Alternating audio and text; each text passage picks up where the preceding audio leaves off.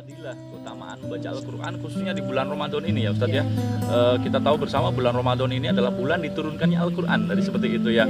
Nah, tentu saja kita sekarang ini harusnya berlomba-lomba untuk bagaimana agar memperdalam bacaan Al-Quran kita. Bagi yang masih belajar belum lancar ya saatnya ini adalah momentum yang ditunggu-tunggu, karena ternyata fadilahnya tadi disampaikan pahalanya bukan hanya membaca satu ayat tetapi dihitung per huruf ya Ustadz ya, dan luar biasa sekali.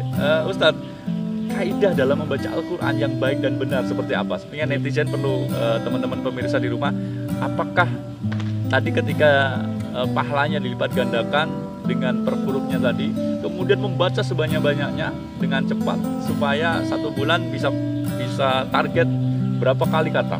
Nah, adakah kaidah-kaidah yang harus kita ikuti dalam membaca Al-Quran ini Ustaz? Ya, inti dari kita membaca Al-Quran adalah harus tartil ya. Waratilil Qur'an tartilah. Maka bacalah Al-Quran dengan tartil. Ini adalah satu kaidah yang benar. Tetapi kemudian kita tahu bahwa banyak dari kalangan ulama yang mereka menyelesaikan Al-Quran bukan hanya 1-2 kali ya, tetapi menyelesaikan Al-Quran itu berkali-kali ya. Maka kemudian misalnya Imam Syafi'i itu berkali-kali menghatamkan Al-Quran.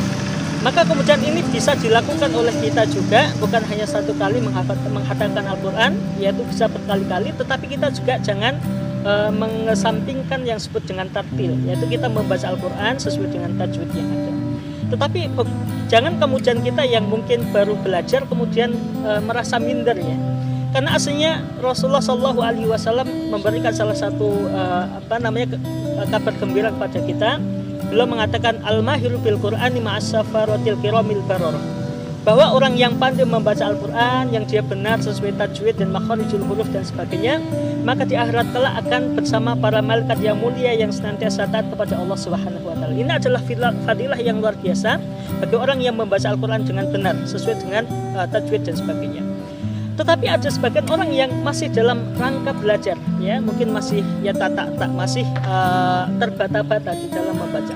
Rasulullah SAW setelah membahas tentang bagaimana orang yang mendapatkan fadilah karena kepintaran dia membaca Al-Quran, Rasulullah juga mengatakan waman yatata ta'fihi, barang siapa yang terbata-bata di dalam membaca Al-Quran, wa alaihi syakun, dan dia sangat kesulitan ketika membaca Al-Quran, falahu ajron, maka dia akan mendapatkan 2 pahala.